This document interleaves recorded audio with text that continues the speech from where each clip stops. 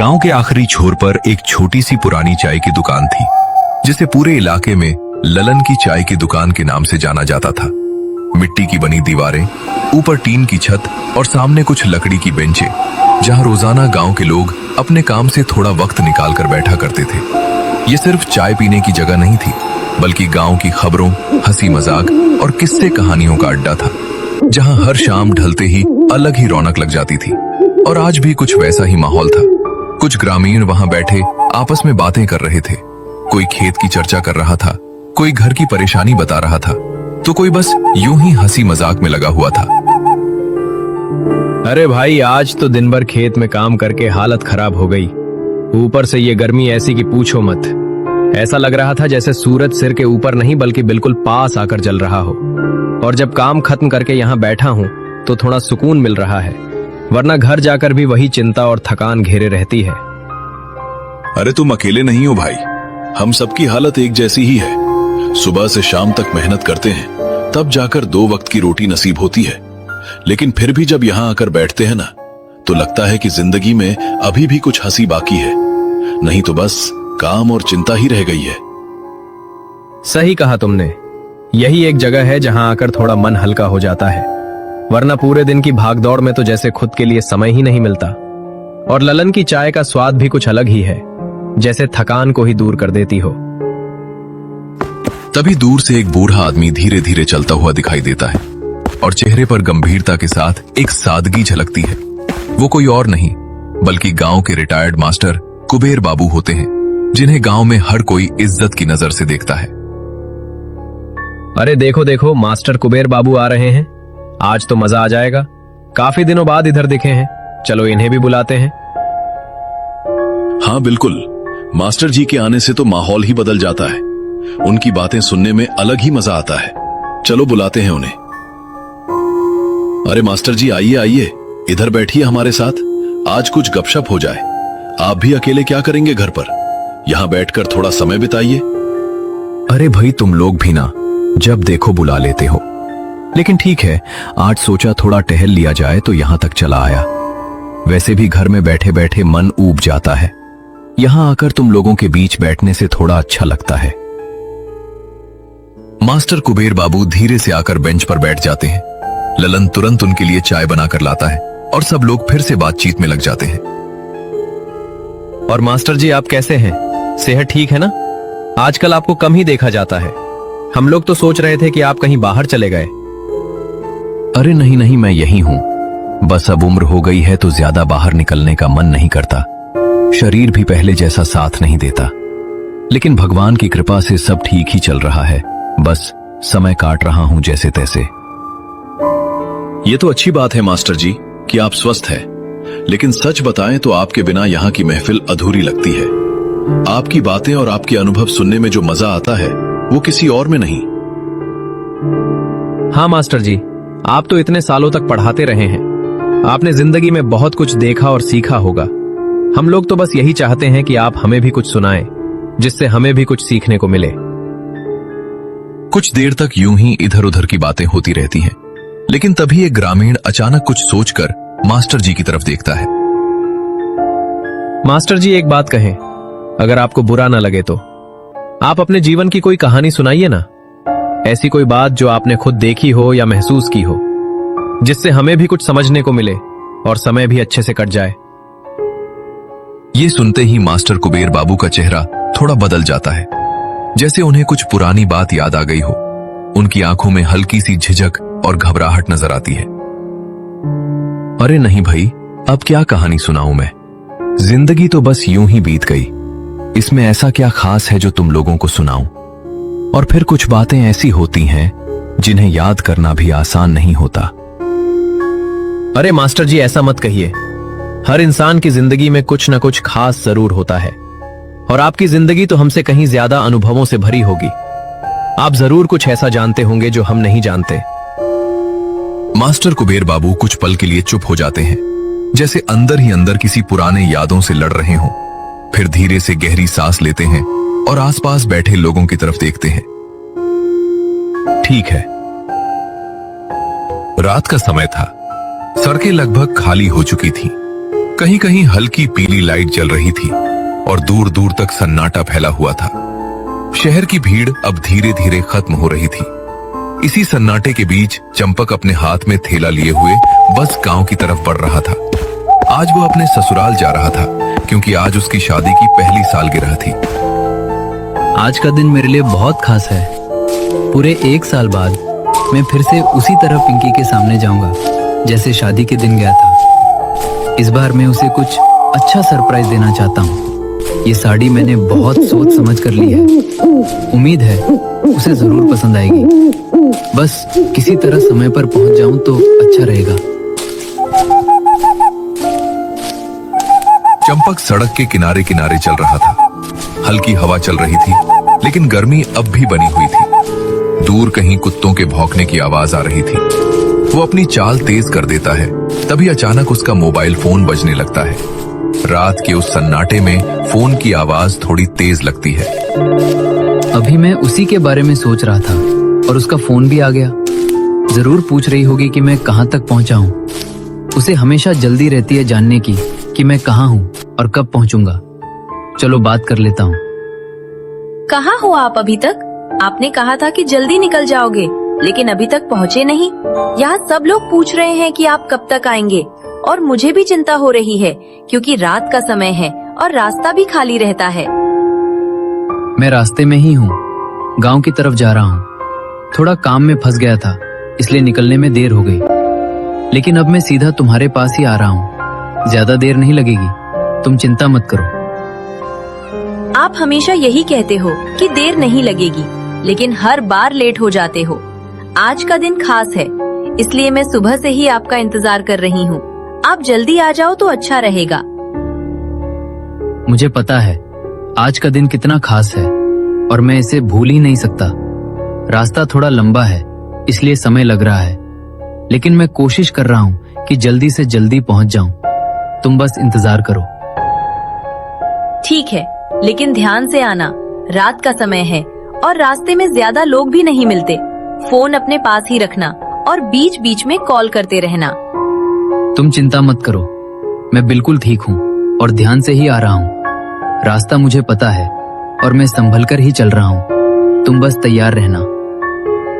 दोनों कुछ देर तक बात करते रहते हैं। फिर अचानक पिंकी को कुछ याद आता है। अरे सुनो, एक काम करना, जब तुम यहाँ आ रहे हो तो रास्ते में कल्लू भैया की दुकान पड़ेगी। वहाँ से थोड़ी मछली लेते आना। घर में सब लोग हैं तो सोचा अच्छा खाना बनाया जाए। ठीक है, मैं कल्लू भैया की दुकान से मछली ले लूंगा। अच्छा हुआ तुमने याद दिला दिया, वरना मैं सीधे ही आ जाता। अब मैं वहाँ रुककर मछली लेकर ही आगे बढ़ूंगा। ठीक है, जल्दी आना और ज्यादा देर मत करना। मैं इंतजार कर रही हूँ। इतना कहकर फोन कट जाता है। चंपक फोन वापस जेब में रखता है और आगे बढ़ने लगता है। रात अब और गहरी हो चुकी थी।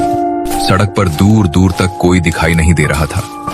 हल्की पीली लाइटों के नीचे धूल उड़ रही थी और कहीं कहीं कुत्तों के भौंकने की आवाज सुनाई दे रही थी। चंपक धीरे धीरे उस रास्ते पर आगे बढ़ रहा था जहां आगे जाकर कल्लू भैया की दुकान पड़ती थी। चंपक धीरे धीरे दुकान के पास पहुंचा। जैसे ही वो पास आया, दुकान के अंदर खड़ा एक आदमी उसकी तरफ देखने लगा। वो था कल्लू भैया। अरे चंपक भैया, आप इतने सालों बाद अचानक हमारे गांव में? मैं तो एक पल के लिए पहचान ही नहीं पाया, लेकिन जैसे ही ध्यान से देखा तो लगा कि ये तो वही चंपक भैया हैं जो पहले यहां आया करते थे। बताइए भैया, कैसे आना हुआ? अरे कल्लू भैया, कैसे हैं आप? सच कहूं तो मैं भी काफी दिनों बाद इस तरफ आया हूँ। काम की वजह से शहर में ही फंसा रहता हूँ, लेकिन आज एक खास दिन है इसलिए सोचा कि गांव होकर जाऊं। आप तो बिल्कुल वैसे ही लग रहे हैं जैसे पहले थे। हम तो यहीं के यहीं हैं भैया, न कहीं गए न कुछ बदला, बस यही दुकान और यही काम। लेकिन आप लोग तो अब शहर वाले हो गए। गांव की याद भी आती है या नहीं? और हाँ, पिंकी कैसी है? बहुत समय से देखा नहीं उसे। सब ठीक है भैया, पिंकी तो यहीं गांव में ही है। अभी मैं उसी के पास जा रहा हूँ। आज हमारी शादी की पहली सालगिरह है, इसलिए सोचा कि आज का दिन उसके साथ बिताऊं। और हाँ, उसने ही कहा कि आते वक्त आपकी दुकान से मछली लेते आना। अच्छा, तो आज सालगिरह है। बहुत बहुत बधाई हो भैया। समय कितना जल्दी बीत जाता है। अभी तो ऐसा लगता है जैसे कल ही आपकी शादी हुई थी और आज 1 साल भी पूरा हो गया। अच्छा किया जो यहां आ गए। गांव की हवा में जो सुकून है वो शहर में कहां। कल्लू भैया धीरे धीरे टेबल के पास जाते हैं और मछलियों को देखने लगते हैं। फिर एक बड़ी मछली उठाकर चंपक को दिखाते हैं। देखिए भैया, आज की ताजी मछली है, अभी अभी नदी से आई है। अगर आप चाहें तो मैं आपके लिए सबसे अच्छी वाली चुन देता हूं। सालगिरह का दिन है तो खाना भी अच्छा होना चाहिए। हाँ भैया, बिल्कुल, आप ही चुन दीजिए। मुझे तो इतना समझ नहीं आता। बस इतना ध्यान रखना कि मछली ताजी हो, क्योंकि घर में सब लोग हैं और सबको अच्छा खाना चाहिए। कल्लू भैया धीरे धीरे मछलियों को उलट पुलट कर देखने लगते हैं। उनकी हर हरकत बहुत ही सावधानी से हो रही थी, जैसे वो किसी खास चीज को चुन रहे हों। भैया, ये वाली मछली बिल्कुल सही रहेगी, न ज्यादा बड़ी न ज्यादा छोटी। और सबसे खास बात यह है कि ये बिल्कुल ताजी है। अगर इसे अच्छे से बनाया जाए तो स्वाद बहुत बढ़िया आएगा। पिंकी को भी पसंद आएगी। ठीक है भैया, यही दे दीजिए। और हाँ, थोड़ा साफ करके दे देना ताकि वहां जाकर ज्यादा परेशानी ना हो। कल्लू भैया मछली को काटने और साफ करने लगते हैं। रात के सन्नाटे में चाकू की आवाज साफ सुनाई दे रही थी। चंपक इधर उधर देखने लगता है। उसे लगता है कि दुकान के आसपास कुछ अजीब सा है, लेकिन वो ध्यान नहीं देता। भैया, आप इतने दिनों बाद आए हो, थोड़ा समय निकालकर बैठ भी जाओ, 2 बातें कर लेंगे। वैसे भी रात का समय है, जल्दी क्या है। मन तो है भैया बैठने का, लेकिन देर हो रही है। पिंकी इंतजार कर रही होगी और घर वाले भी, इसलिए सोचा जल्दी से मछली लेकर निकल जाऊं। ठीक है भैया, जैसा आप ठीक समझो, लेकिन कभी फुर्सत मिले तो जरूर आना। गांव अब पहले जैसा नहीं रहा, बहुत कुछ बदल गया है। कल्लू भैया मछली पैक करके चंपक को देते हैं। चंपक पैसे निकालकर उन्हें देता है। ये लीजिए भैया, और धन्यवाद, आपने इतनी अच्छी मछली दे दी। आज का दिन और भी अच्छा हो जाएगा। अरे भैया, धन्यवाद की क्या बात है, आप अपने ही हैं, बस खुश रहिए। और हाँ, रात का समय है, संभल कर जाइएगा। चंपक मछली लेकर वहां से निकल जाता है। वो धीरे धीरे आगे बढ़ने लगता है, लेकिन जैसे ही वो कुछ कदम दूर जाता है, उसे पीछे से ऐसा लगता है जैसे कोई उसे देख रहा हो। रात अब पूरी तरह से अपने चरम पर पहुंच चुकी थी। आसमान में चांद तो था, लेकिन बादलों की हल्की चादर उसके सामने से बार बार गुजर रही थी, जिससे कभी रोशनी फैलती और कभी सब कुछ अंधेरे में डूब जाता। गांव की कच्ची सड़क पर सन्नाटा पसरा हुआ था। कहीं दूर से कुत्तों के भौंकने की आवाजें आ रही थीं और हवा में एक अजीब सी ठंडक घुली हुई थी। चंपक अपने हाथ में मछली का थैला लिए धीरे धीरे घर की तरफ बढ़ रहा था। उसके कदम सामान्य थे, लेकिन दिल के अंदर एक अजीब सी घबराहट थी, जिसका कारण वो खुद भी समझ नहीं पा रहा था। कुछ ही देर में वो अपने घर के सामने पहुंच जाता है, लेकिन जैसे ही उसकी नजर दरवाजे पर पड़ती है, वो ठिठक जाता है। दरवाजे के बाहर पिंकी और उसके पिताजी खड़े थे। दोनों बार बार रास्ते की तरफ देख रहे थे, जैसे किसी का बेसब्री से इंतजार कर रहे हों। पिंकी के चेहरे पर चिंता साफ झलक रही थी और उसके पिता भी असहज दिखाई दे रहे थे। ये क्या हो रहा है? पिंकी बाहर क्यों खड़ी है और पिताजी भी उसके साथ? ऐसा लग रहा है जैसे ये दोनों किसी का इंतजार कर रहे हैं, लेकिन मैं तो यहीं हूं, मैं इनके सामने खड़ा हूं। फिर ये लोग मुझे देख क्यों नहीं रहे? क्या ये मजाक कर रहे हैं या फिर? चंपक धीरे धीरे आगे बढ़ता है और बिल्कुल पिंकी के सामने जाकर खड़ा हो जाता है, लेकिन पिंकी को उसकी कोई आवाज नहीं सुनाई देती। वो अपने पिता की तरफ मुड़ती है। पापा, मुझे समझ नहीं आ रहा कि चंपक कहाँ रह गया। इतना समय हो गया है।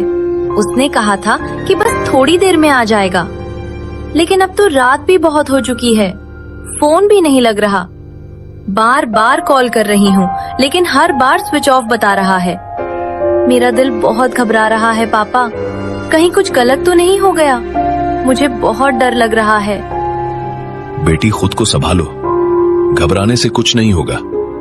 हो सकता है रास्ते में कोई काम आ गया हो या फिर कहीं रुक गया हो, लेकिन हाँ, मैं मानता हूं कि इतनी देर होना ठीक नहीं है।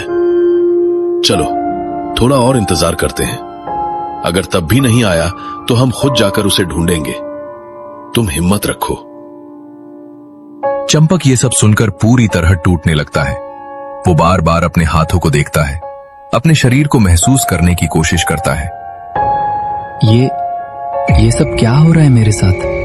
मैं यहां हूं, जिंदा हूं, सांस ले रहा हूं, फिर भी कोई मुझे देख नहीं पा रहा, सुन नहीं पा रहा। ये कैसे संभव है? क्या मैं सपना देख रहा हूं या फिर ये हकीकत है? अगर ये हकीकत है तो इसका मतलब। अब चंपक वहां रुक नहीं पाता। वो घबराकर पीछे हटता है और सड़क की तरफ तेजी से चलने लगता है। कुछ दूर जाने के बाद अचानक उसे रास्ते के किनारे एक बूढ़ा बाबा दिखाई देता है। लाल कपड़े, लंबी दाढ़ी और आंखों में एक अजीब सी गहराई। बाबा मेरी बात सुनिए। मेरे साथ बहुत अजीब हो रहा है। मेरे अपने ही मुझे देख नहीं पा रहे, सुन नहीं पा रहे, लेकिन आप मुझे देख रहे हैं, आप मेरी आवाज सुन पा रहे हैं। ऐसा कैसे? आखिर मेरे साथ क्या हो गया है? बेटा, हर किसी को हर कोई दिखाई नहीं देता। इस दुनिया में कुछ ऐसी शक्तियां भी हैं जो आम इंसान की नजर से छुपी रहती हैं। मैं वही हूं जो सिर्फ उन्हें देख सकता है, जो इस दुनिया में होते हुए भी इस दुनिया का हिस्सा नहीं रह जाते। बाबा, आप पहेलियों में बात मत कीजिए। मुझे साफ साफ बताइए, क्या मैं मर चुका हूं? नहीं, ऐसा नहीं हो सकता। मैं अभी चल रहा हूं, बोल रहा हूं, सोच रहा हूं। ये सब कैसे हो सकता है? सच्चाई हमेशा उतनी आसान नहीं होती जितनी हम सोचते हैं। याद करने की कोशिश करो बेटा। जब तुम इस गांव की तरफ आ रहे थे, उस समय रास्ते में क्या हुआ था? कोई घटना, कोई अजनबी, कुछ भी जो तुम्हें अब धुंधला धुंधला याद आ रहा हो। चंपक अपनी आंखें बंद करता है। उसके चेहरे पर तनाव साफ दिखाई देता है। मैं रास्ते से आ रहा था, सब कुछ ठीक था। फिर हाँ, मुझे याद आ रहा है, मेरे पीछे 2 आदमी चल रहे थे। मैंने सोचा गांव के ही होंगे, इसलिए ध्यान नहीं दिया। लेकिन उसके बाद क्या हुआ?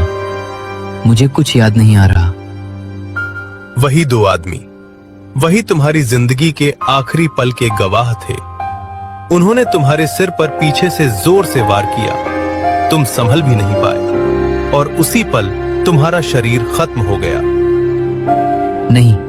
नहीं बाबा, ये सच नहीं हो सकता। मैं मर नहीं सकता। मेरे घर वाले, पिंकी, वो मेरा इंतजार कर रही है। आज हमारी सालगिरह है। मैं उसे ऐसे छोड़कर नहीं जा सकता। ये सब झूठ है। सच्चाई को झुठलाने से सच्चाई बदलती नहीं बेटा। तुम्हारा शरीर अब इस दुनिया में नहीं है, लेकिन तुम्हारी आत्मा अभी भी भटक रही है। बाबा चंपक को उस जगह की ओर ले जाते हैं जहां से उसकी जिंदगी खत्म हुई थी। कुछ ही देर में वे दोनों उस अंधेरी जगह पर पहुंचते हैं जहां जमीन पर कुछ पड़ा हुआ था। जैसे ही चंपक पास जाता है, उसकी सांसें थम जाती हैं, उसकी आंखें फैल जाती हैं, क्योंकि वहां उसकी खुद की लाश पड़ी थी। ये मैं हूं? ये मेरा शरीर है? ये कैसे हो सकता है? मैं तो यहां खड़ा हूं। फिर ये कौन है?